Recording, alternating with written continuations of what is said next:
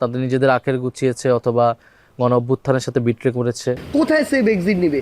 পৃথিবীতে safe exit নেওয়ার একটাই জায়গা, সেটা হচ্ছে মৃত্যু। যেন রাজনীতির মাঠে এক প্রবল ঝড় তুলেছেন। তারই বক্তব্য ঘিরে এখন উপদেষ্টা পরিষদের ভিতরে বাইরে চলছে অস্বস্তি, গুঞ্জন আর পাল্টাপাল্টি মন্তব্যের ঝড়। সাম্প্রতিক সময়ে দেশের একটি বেসরকারি টেলিভিশনকে দেওয়া সাক্ষাৎকারে নাহিদ ইসলাম বলেন, উপদেষ্টাদের অনেকেই বিভিন্ন রাজনৈতিক দলের সঙ্গে লিয়াজু করে ফেলেছে, তাদের নিজেদের সেফ এক্সিটের কথা ভাবছে, সময় মতো তাদের নাম প্রকাশ করার কথাও জানান তিনি। যারা উপদেষ্টা হয়েছে তাদের অনেককে বিশ্বাস করাটা আমাদের অবশ্যই ভুল হয়েছিল। অনেক উপদেষ্টা তাদের নিজেদের আখের গুছিয়েছে অথবা গণ অভ্যুত্থানের সাথে বিট্রে করেছে।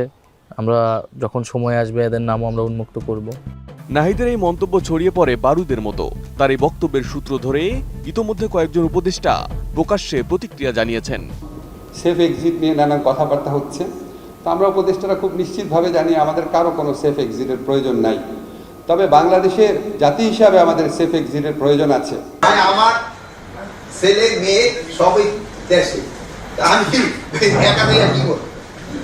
আমরা তো নিজেরা সেফ এক্সিট চাচ্ছি না, অর্থাৎ আমি এই দেশেই থাকবো, স্বাভাবিক এক্সিট চাচ্ছি।